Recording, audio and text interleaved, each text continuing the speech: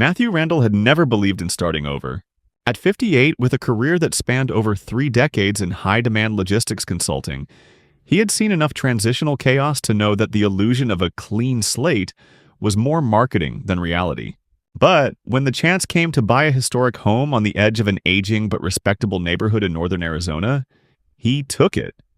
Not out of some dramatic need for reinvention, but because he was tired of renting space in a world that didn't feel like it was his. The property was solid, with mature trees that stretched over a long private driveway. Weathered stone steps leading to an L-shaped house with brick bones and steel under the paint. Most importantly, the lot came with a triple-width easement, paved, maintained, and legally transferred along with the deed. It was that driveway, not the house, that made him say yes. Matthew was not a particularly sentimental man, but he was practical.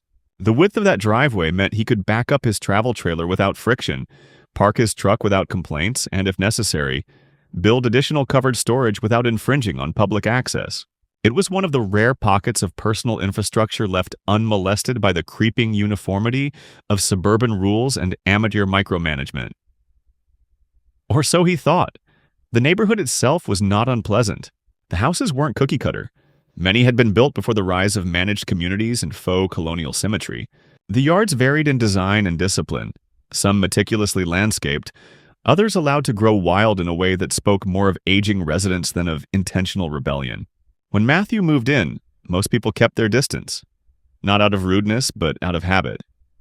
No casseroles, no welcome notes. Just a few casual waves and a silent nod or two when he was spotted working on the gutter or trimming the hedges. That suited him fine. He wasn't looking for community. He was looking for peace, land, and control over his own space. He noticed her on day 4, a woman in her late 60s, impeccably groomed, wearing a loose floral blouse and white linen pants. She stood near the corner of his driveway with her arms folded, staring at the new posts Matthew had just installed. 2 treated wooden beams, one on each side of the entrance, space to hold a chain that could be looped across when needed. It wasn't barricading anyone, just a subtle marker to indicate private property. The woman didn't approach that day. She just watched. The next morning, a handwritten note was tucked beneath his windshield wiper. It was written in precise cursive, almost mechanical in neatness, and unsigned. This has always been a shared drive. Please do not obstruct. Matthew held the note in his hand for a moment, rereading the tone masked in civility. He knew the game, passive aggression wrapped in genteel formatting. He didn't respond. Instead, he contacted the county's recorder's office again to double-check the boundaries. They confirmed it. The entire stretch of pavement from the road to the garage was included in his parcel, with no easements granted, formal or informal. He had the right to control it, use it, even block it if he wished. A week passed, quiet except for the sound of the wind through the junipers and the occasional delivery van. Then, on a Wednesday morning, just as he stepped outside with a coffee in hand, she reappeared, this time walking up the driveway as if it still belonged to her. She didn't ask permission. She didn't hesitate. "You must be Mr. Randall," she said with a smile that felt preloaded, like a macro in customer service software. "I'm Karen Wallace. I live just over there." She motioned toward a beige house 2 lots down, where a wreath hung crookedly on the door, though the season no longer matched its theme. "I assume you saw my note." Matthew nodded without extending his hand. "I did." She let out a practiced chuckle, the kind people use to soften the corners of unpleasant topics. "That driveway's been open for years. We've always had informal access, for community flow, you know? A lot of us walk through to reach the back trail. It's not a problem until someone makes it one." "It's private property," Matthew said calmly. "It came with the deed. There's no shared access in the title records. No mention of community flow either." Her eyes sharpened at the edges, though her mouth maintained its curvature. "Sometimes things matter, even if they're not on paper. History matters." He wasn't surprised. He had dealt with people like her professionally for years. Those who equated long-term habits with unwritten laws. Those who weaponized nostalgia to justify control. "I'm not blocking walkers," he said evenly, "but I'm not allowing vehicular traffic, loitering, or overnight parking. That's the boundary." Karen tilted her head in a way that might have once looked friendly, but now resembled the pivot of someone analyzing a chessboard. Well, I'd hate for this to become adversarial. I'm on the Neighborhood Preservation Committee. We try to keep things balanced. I'd suggest a compromise before others start asking questions. Matthew smiled without warmth. I don't do threats in cursive. She blinked. For the first time, something broke beneath her poise, an almost imperceptible twitch near the eye. She turned without another word and walked away. After that, things changed. Not immediately, not loudly, but in small, deliberate increments. Flyers began appearing in his mailbox about upcoming informal town meetings and shared responsibility projects. His mailbox, which had previously been untouched, was now frequently overstuffed with community memos, printed on cheap paper but full of implication. No one approached him directly again, but he noticed how people lingered near the edge of his drive when walking past, how someone began placing their garbage bin just over the invisible line between public curb and private edge. The chain he occasionally strung across the post was found unhooked twice, even though he always locked it. He didn't react. That was what they wanted. Instead, he documented. Photos of footprints, images of the mailbox, timestamps from his security camera feed. It wasn't paranoia, it was prudence. He had seen far too many disputes escalate not because of aggression, but because of poor documentation. If this was going where he suspected, he would need facts, not feelings. The final push came when he received an official-looking envelope, delivered not by mail but slid under his door. The header read, Neighborhood Oversight Committee, Notice of Informal Review. The letter inside accused him of unauthorized modifications to traditionally shared infrastructure and invited him to attend a mediation session to resolve discrepancies between historical use and private intentions. The language was legalese-flavored nonsense, but the goal was clear: to intimidate, to frame the discussion as a communal judgment rather than a legal one. Matthew stood at the edge of his driveway that night, watching the sun vanish behind the slope of the distant mesa, the letter still in his hand. He had no intention of attending any mediation. The land was his. The lines were recorded, stamped, and filed. But it was becoming apparent that logic wasn't going to end this, and if these people wanted theater, he was going to give them a performance they wouldn't forget. The next morning, before the sun rose, he called a licensed landscaper and ordered excavation equipment. Not to block the drive, not to fight with words, but to reshape the earth itself. If they wanted lines, he would draw them, in dirt and concrete. And right in the middle of it, he'd install a pillar with a copy of the deed bolted into steel. Let them read it. Let them argue with the ground. He wasn't declaring war, he was building a border. One that would not move. The first crack appeared not in a fence or foundation, but in the fabric of what Matthew had naively assumed would be a manageable nuisance. 2 weeks after the driveway discussion with Karen, a manila envelope arrived at his door, hand-delivered and marked with an embossed seal that attempted to mimic municipal authority. Inside was a document bearing the header, Community Alignment Committee, Preliminary Notification of Shared Access Dispute. The name alone was enough to stir irritation, but it was the contents that confirmed what he already suspected. This wasn't just Karen being overbearing. It was Karen organizing, expanding, laying the groundwork for a larger move against him. The document alleged that Matthew's recent alterations to the driveway, namely the installation of boundary posts and a restrictive access mechanism, violated what it called historical communal accessibility expectations. Nowhere in the document were any legal citations provided, but it referenced precedent set through uninterrupted use over a 22-year period by local residents and claimed that Mr. Randall's actions have disrupted the long-standing spirit of open neighborhood cooperation. He read the letter twice, noting its vague yet accusatory tone, and then tossed it onto the kitchen table. It had no legal weight, but it wasn't meant to. It was meant to apply pressure, to shift perception in the neighborhood from Matthew the new guy to Matthew the interloper, the breaker of tradition, the one responsible for conflict where there had once been peace. It would have been easy to ignore if the next phase hadn't followed so quickly. That weekend, a group of 6 residents gathered just across from his property line under the pretense of organizing a neighborhood cleanup. They came with rakes and gloves, but very little work was actually done. Instead, they lingered, loitered near his driveway, occasionally glancing his way while one of them pointed toward the posts he had installed. The same evening, he noticed fresh markings in chalk along the edge of the pavement. Orange lines, not official surveying paint, but mimicking the look. They trailed down the edge of his drive, curving awkwardly as if to imply an alternate property boundary. It was a bluff, one that might have spooked someone less prepared, but Matthew wasn't interested in posturing contests. He documented the markings, took photos, and sent a quiet notice to his attorney with an attached statement for the record. No agreement to shared access exists. Any presumed use was at the former owner's passive allowance and does not carry forward. But the next morning, his contractor, scheduled to begin preliminary grading for the drainage trench he had designed, called to report that a group of 3 neighbors had physically blocked the equipment from being offloaded. One of them claimed the area was under review, waving a printed copy of the same faux notice Matthew had received. The contractor, caught between a client and a potentially hostile group of residents, refused to proceed until things were clarified. Matthew didn't shout. He didn't show up in a fury. He simply called the city's planning office and requested a clarification letter on zoning permissions and land use entitlements related to his parcel.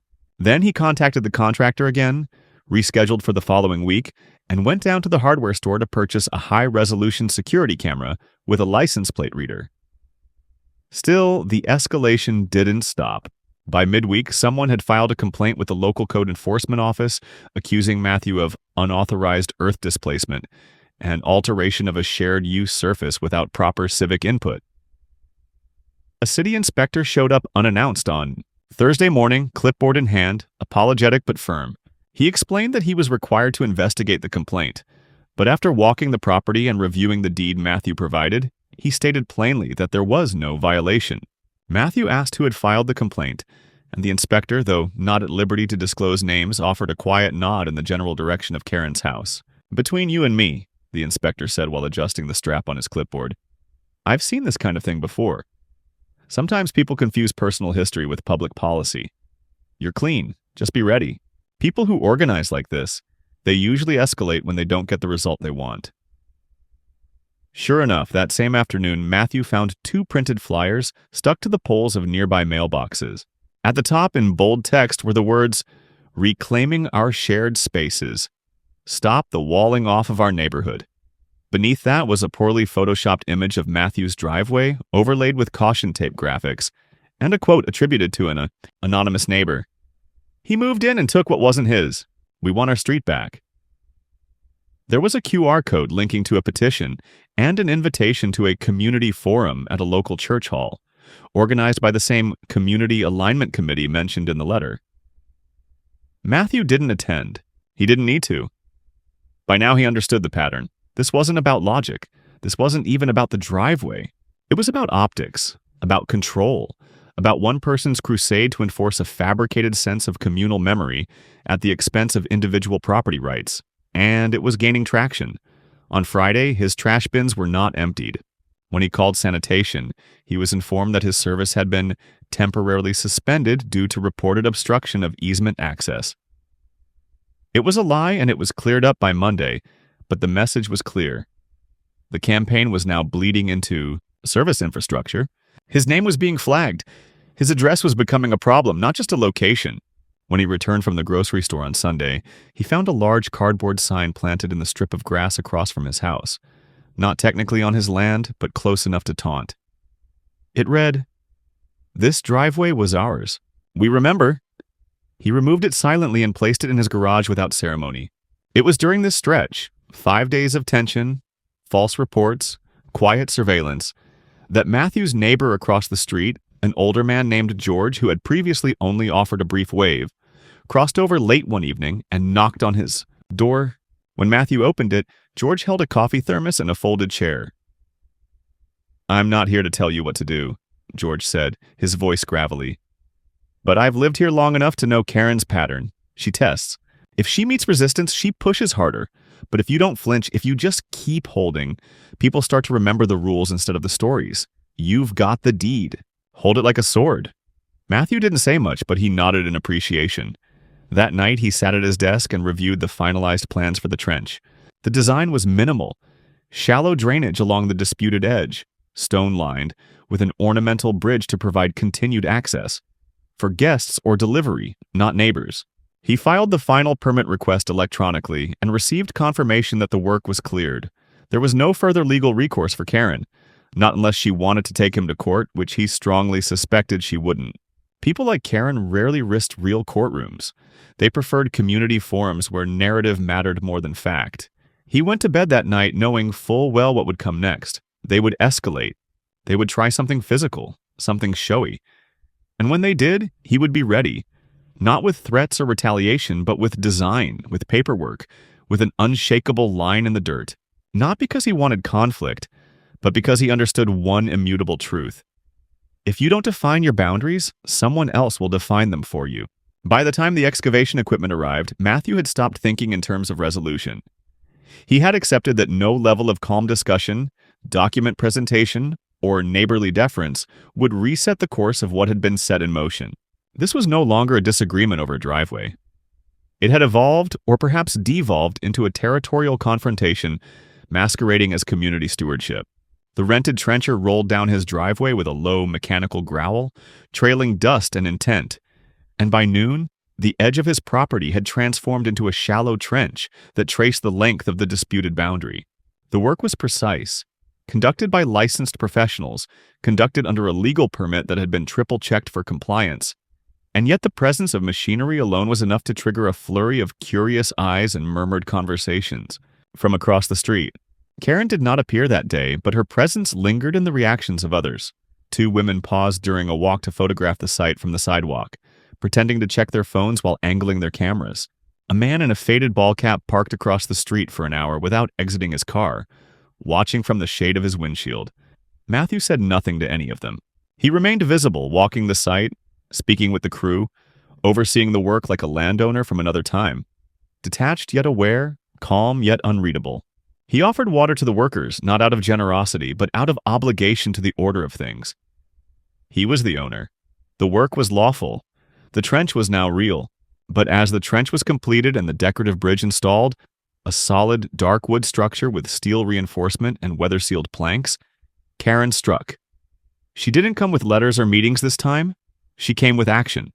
Early the next morning, long before the sun had fully risen, Matthew opened his front door to retrieve the newspaper, only to find that someone had dumped several buckets of gravel into the trench. Not enough to fill it, but enough to blunt its shape, dull its definition. The bridge had been tampered with too. Shifted, not structurally damaged, but nudged out of place so that one side no longer aligned perfectly with its landing. There were boot prints in the dirt and drag marks from the buckets. It wasn't vandalism in the traditional sense. It was a message. A quiet sabotage meant to provoke a reaction or imply helplessness. Matthew took photos, measured the displacement, recorded the time, and then called the local police non-emergency line. The responding officer, a young man with an air of weary indifference, took down the report but offered little hope. "You don't have cameras on that side?" the officer asked, already knowing the answer. Matthew didn't. That section of the property had been out of frame from the front-facing cameras he'd installed, an oversight he silently vowed to correct. "Without footage or a witness," the officer continued, "there's not much we can do, but we'll log it. You can press charges if you get evidence." The trench was cleared and restored by the end of the day, but the impact lingered. This was no longer about arguing boundaries or staking emotional claims on old pavement. This was encroachment by means of erosion. Eroding clarity, eroding morale, testing whether Matthew would exhaust himself in defense of something the community had decided wasn't worth protecting. But what they hadn't understood, what Karen still failed to grasp, was that Matthew had built his life around systems under pressure. In his professional world, he'd been the man flown in to untangle logistics snarls, to rebuild workflows in failing supply chains, to impose structure on chaos. He didn't burn out, he recalibrated. The next day, a second set of contractors arrived, this time to install high-res floodlights and 2 additional cameras on extended mounts, their angles adjusted to capture every inch of the trench and its approaches. He also had motion-triggered lighting added near the front gate, and a new camera placed on a tree facing the road. The installations were not subtle. They were deliberate, visible acts of counter-escalation. The message was unspoken but clear. The line has been drawn, the field is under watch, and further games will be seen. Karen responded not with confrontation but with bureaucracy. 3 days after the lights went up, Matthew received another envelope. This one typed, folded, and sealed with the emblem of a local planning advocacy group that he'd never heard of. The letter cited unapproved visual modifications affecting neighborhood harmony, referencing his new lights and cameras, and invited him to appear at a meeting to discuss potential aesthetic violations and excessive security presence. It was absurd but also strategic. The goal wasn't to win. The goal was to bog him down, to bury him in procedural friction until retreat seemed easier than progress. But Matthew didn't retreat. Instead, he filed a Freedom of Information Act request with the city planning office to see whether this advocacy group had any official standing or record of review. The result? They didn't. It was a shell committee newly formed, likely by Karen and her allies. A pseudo-authority designed to appear legitimate. He responded with a letter of his own, sent by courier, addressed to both the committee and Karen directly. It included his land survey, his permits, and copies of the zoning regulations proving full compliance. The final paragraph read simply, "All further communication regarding this matter will be handled by legal counsel. Do not approach my contractors, my property, or myself without prior consent. Any further interference will be treated as criminal trespass." The tone wasn't angry, it was final. But people like Karen don't yield when confronted with finality. They flinch, they twist, and then they escalate again. The next move came from a different angle, literally. One morning, a crew from the utility company arrived, claiming they were instructed to inspect the gas line beneath his driveway. Matthew, suspicious, asked who had placed the request. They didn't know.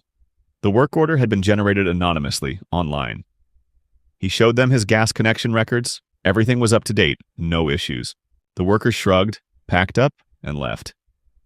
It was a dry run, a test to see whether he would panic, lose footing, or lash out. But he didn't. Instead, he reported the false work order to the utility company and flagged his address to require in-person verification for any future site requests.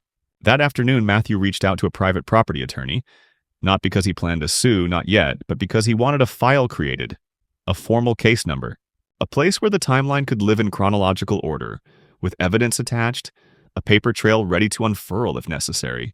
The attorney, a sharp but quiet woman named Lauren Pike, listened carefully, then told him what he already knew. "You're doing everything right. But understand, if this continues, it's going to become political. The more organized they are, the more they'll try to leverage public perception. You'll need allies, not just legal ones, social ones." It was advice he didn't want but couldn't ignore. That weekend, Matthew hosted a simple open yard event. Nothing elaborate, just coffee, some chairs, and a quiet invitation placed discreetly in the mailboxes of 5 nearby homes, neighbors who had not yet picked a side.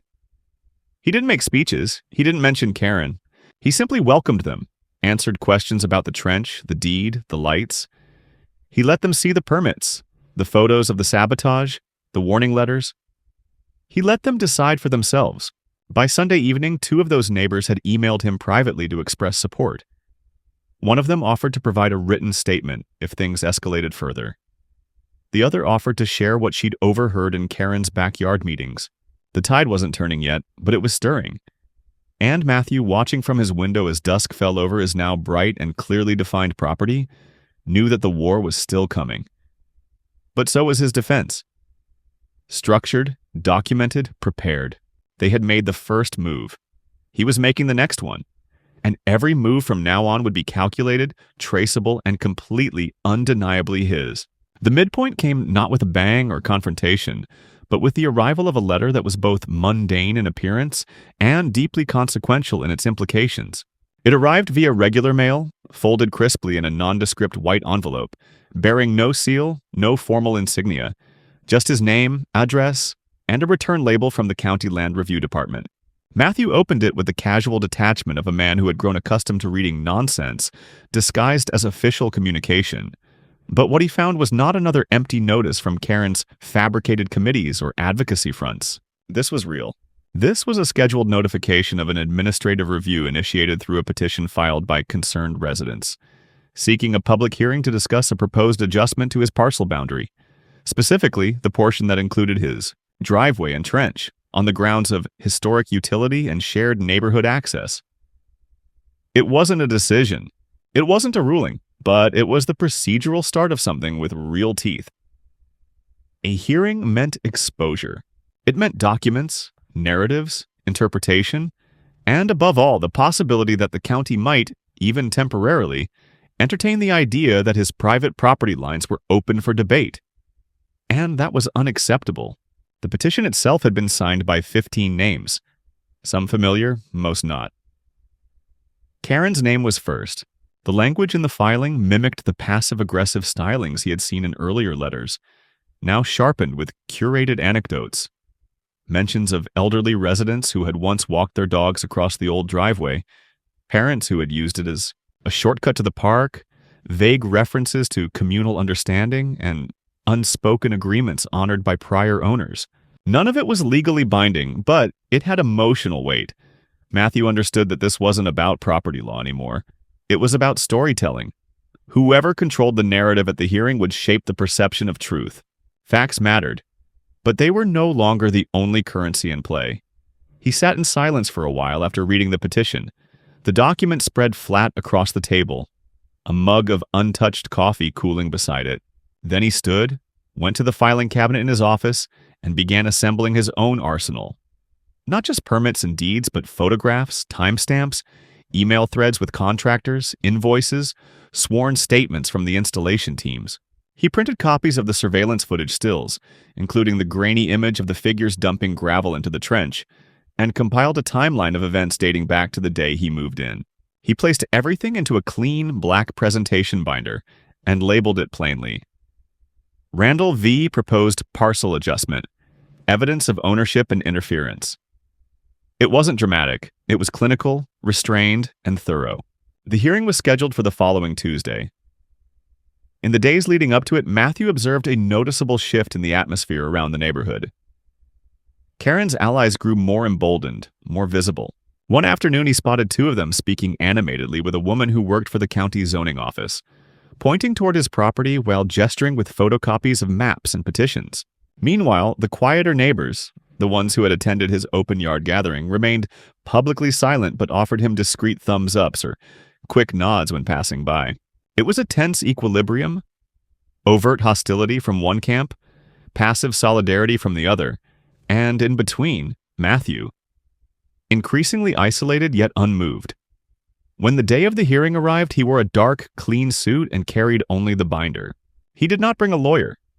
He didn't need one. Not yet. The hearing was administrative, not judicial.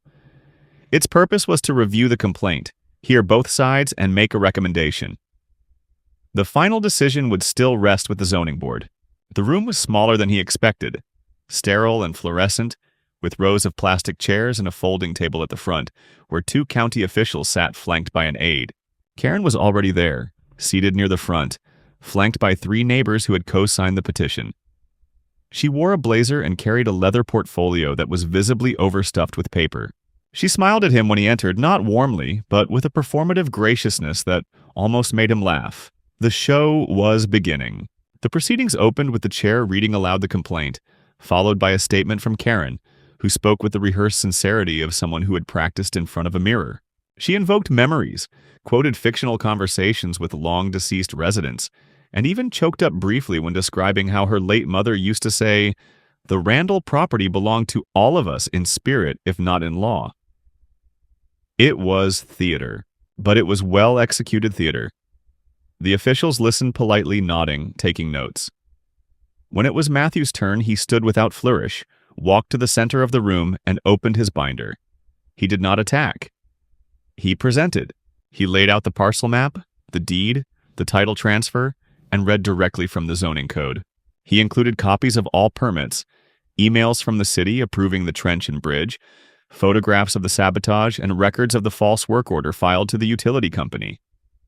He offered no editorializing, no emotion, just data. When he finished, there was a pause. Then one of the officials asked Karen whether she had any legal documents, any prior recorded easements or notarized agreements indicating that the driveway had ever been shared under formal terms. She did not. She had photos, some faded, some recent, showing people walking across the area. She had testimonials, but she had nothing binding. Nothing that contradicted the hard facts Matthew had laid down with quiet, ruthless clarity. The recommendation from the board would come in writing within 10 business days. That was the protocol. But as Matthew exited the building, binder in hand, he caught a glimpse of the zoning chair quietly shaking her head as Karen handed in her copies for the record. It wasn't over, but it had turned. Not with a declaration, but with the unmistakable shift of momentum away from emotion and back toward law. He had stopped the bleeding. For now. That night, Matthew didn't celebrate. He returned home, placed the binder back into the cabinet, and poured himself a glass of water. Outside, the trench glistened under the warm glare of the new security lights, the bridge now centered perfectly again. He watched it for a long while, the silence pressing in like a held breath. The hearing had been a necessary milestone, not a conclusion. He knew Karen. She would not accept defeat, not when it came in the form of reason. She would recalibrate, retreat into strategy, and find another way to apply pressure. He was prepared for it. He was ready to continue. But for the first time since this had begun, he allowed himself a small measure of calm, because he had seen the look on her face in that hearing room. And beneath the poised exterior, beneath the trembling voice and curated sorrow, there had been something else. Uncertainty. Doubt. A crack. And cracks, he knew, were where collapse begins. The silence after the hearing was not one of surrender or closure. It was a silence that vibrated with tension, the quiet of a front before the second wave. Matthew had felt it before, not in neighborhoods, but in negotiation rooms and logistics boardrooms, when a plan had failed and those responsible were quietly recalibrating. He knew better than to relax. For Karen, losing the hearing had not been the end of her campaign, only a momentary retreat into the cover of procedural shadows. And true to his instincts, it began again, but this time with precision, calculation, and the kind of maneuvering that suggested she had recruited assistants more competent than her committee of self-righteous retirees. It started with a letter from the city's Compliance Oversight Unit, this one arriving with official postage and bearing a signature from an actual regulatory clerk.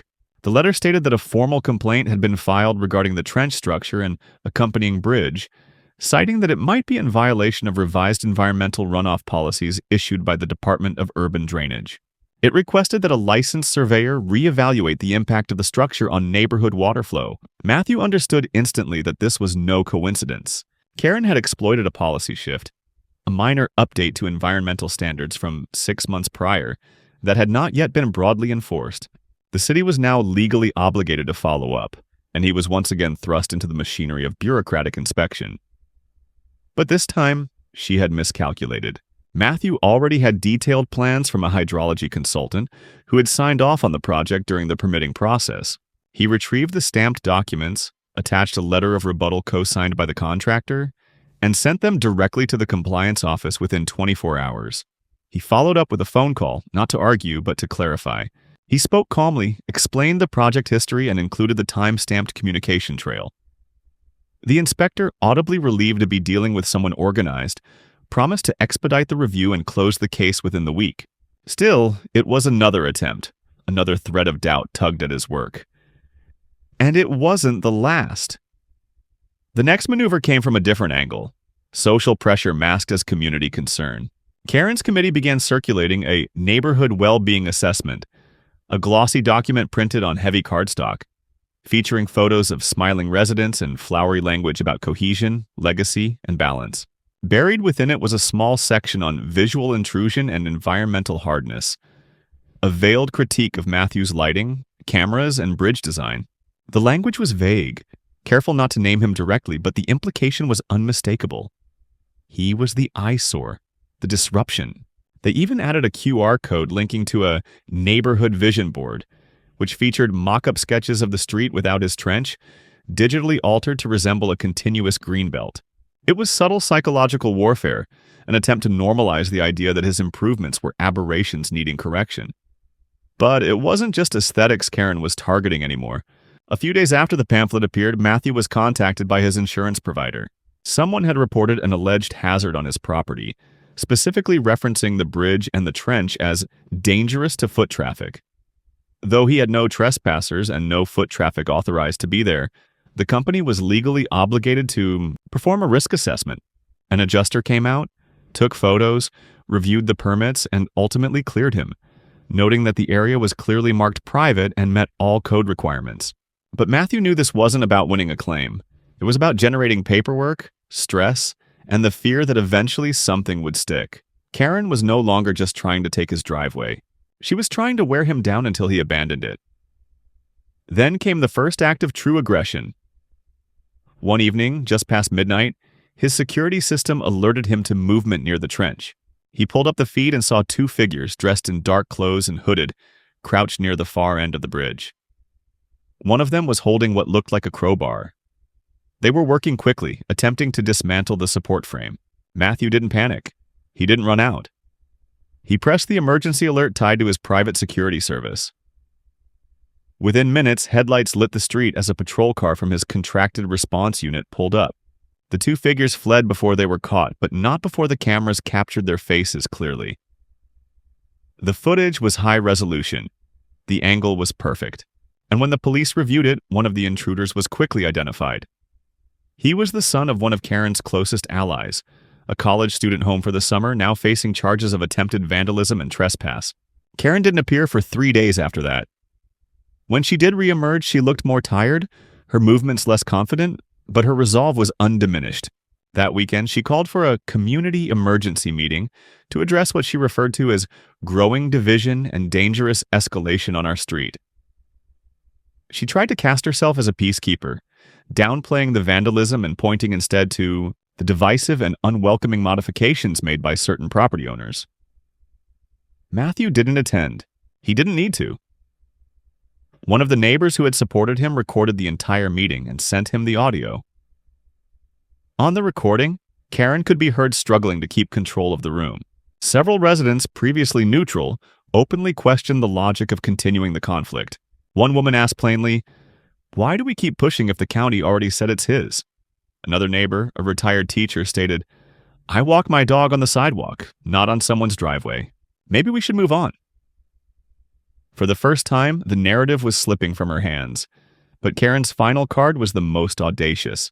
She filed a motion with the county to initiate a mediation process under the Civic Land Use Harmony Act, a little-known local provision designed for resolving disputes in areas with historical ambiguity around public and private transitions. It was rarely invoked and had no enforcement power unless both parties consented to participate. Karen presented it as a goodwill gesture, a final attempt at reconciliation. But the real strategy was more sinister. The mediation, if agreed to, would become public record. It would create an entry in the land use file suggesting that his driveway was disputed, which could affect future refinancing, resale, or zoning approvals. Matthew declined. But before doing so, he made sure to respond through counsel, submitting a formal rebuttal to the county stating that his property was not under review, that all complaints had been cleared, and that no legal ambiguity existed. He also requested that any attempt to log informal mediation attempts as formal proceedings be rejected. The language was pointed, the tone clinical. His attorney delivered it in person. The message was clear. This was no longer a conversation. It was containment.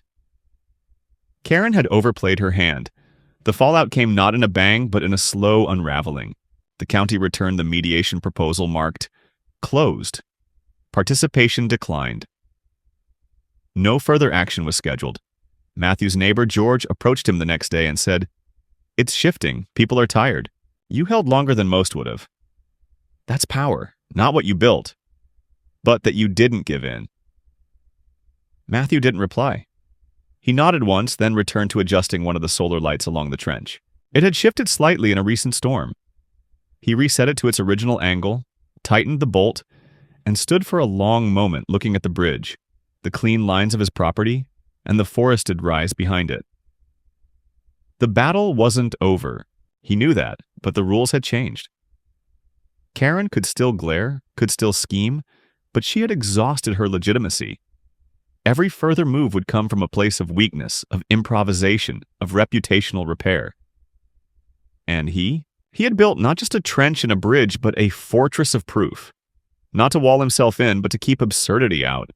And that was worth defending to the end. Matthew stood on the bridge, one hand on the laminated compliance notice, the other resting against the new steel rail. The lights reflected off the surface of the trench water, calm now, undisturbed. Behind him, the cameras blinked silently. The road was quiet. The house was still. And he understood that this wasn't a win in the traditional sense. There would be no parade, no public vindication, but that wasn't what this had ever been about. It was about the line, not the one drawn in dirt or stone, but the line between force and principle, between allowing pressure to define reality and holding the course when everyone else tried to bend it. He hadn't just defended his property. He had defended the right to say no and mean it, to plant a marker and not move. That same evening, just as the last of the sunlight retreated behind the slope and cast the neighborhood into a long shadow, he received one final visit. A knock, soft but deliberate. Not rushed, not angry. He opened the door to find Karen standing on his porch for the first time in nearly a month. She was no longer wrapped in the uniform of polite confrontation.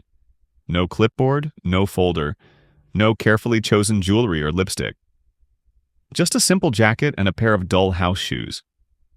Her face had lost its edge, not out of surrender, but fatigue. The air between them was colder than the temperature suggested, filled with all the things that hadn't been said aloud.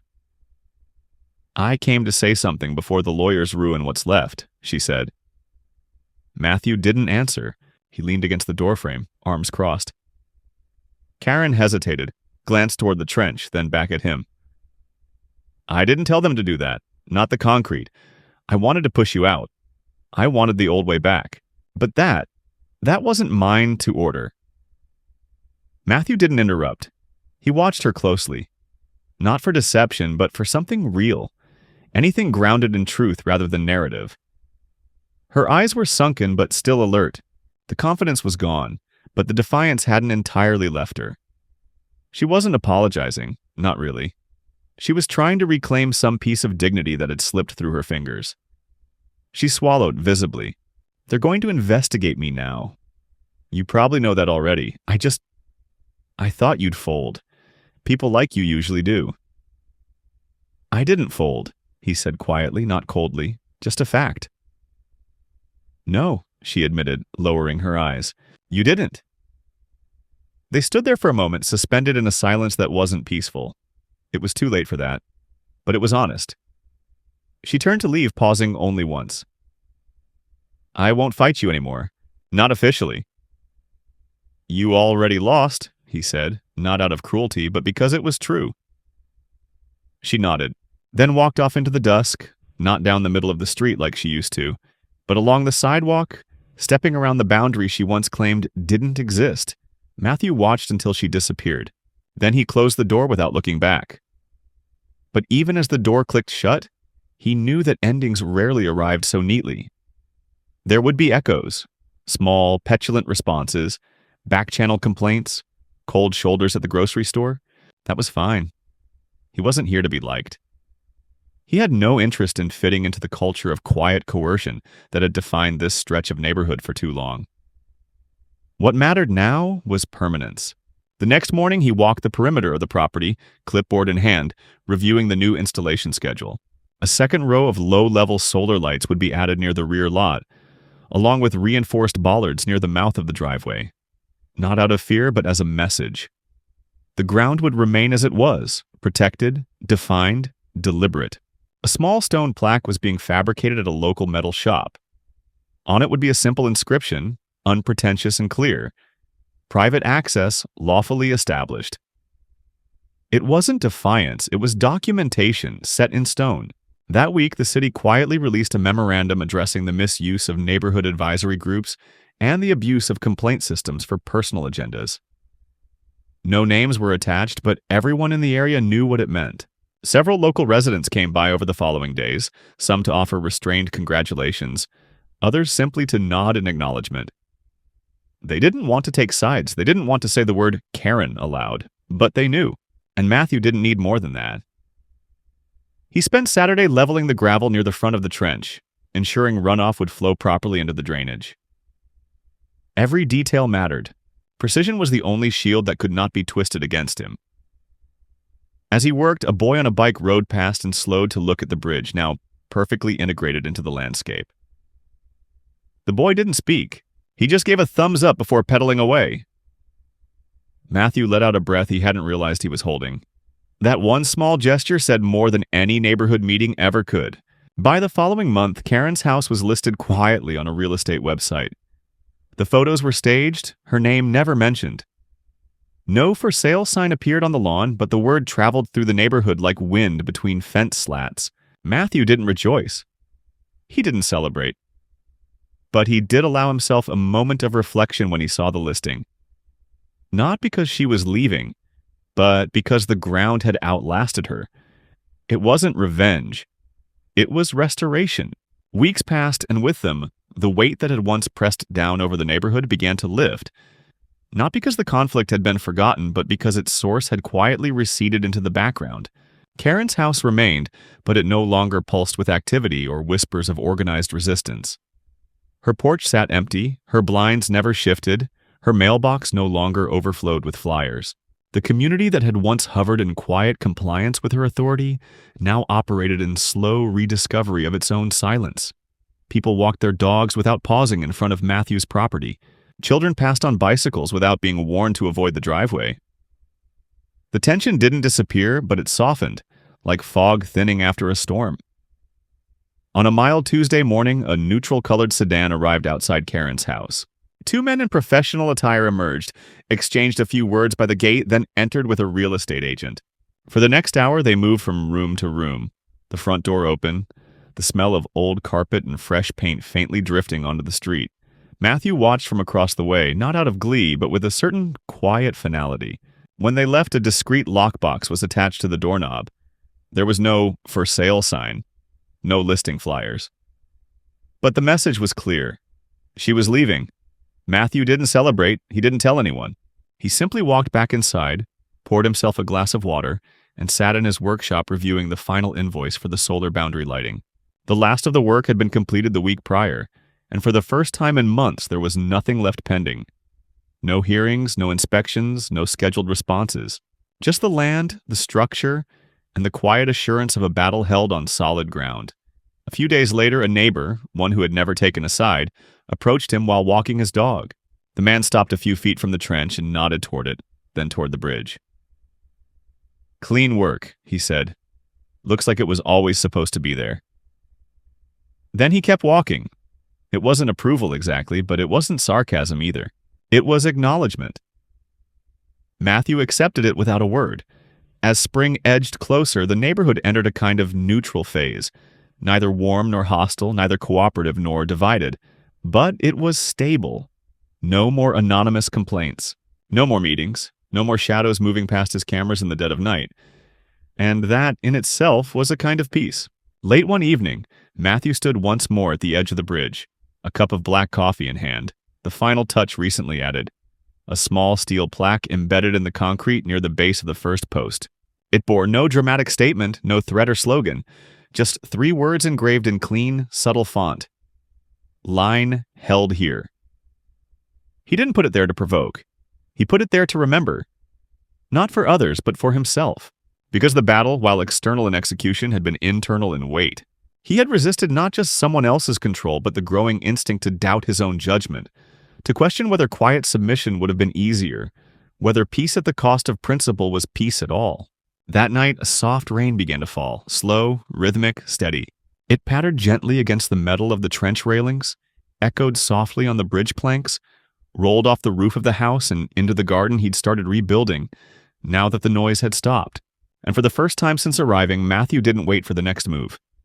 He didn't check the cameras, he didn't listen for footsteps. He just let the rain fall and stood still, knowing there was nothing left to defend, because the boundary had already been made part of the land. Not contested, not questioned. Just there. As it was meant to be. As it would remain.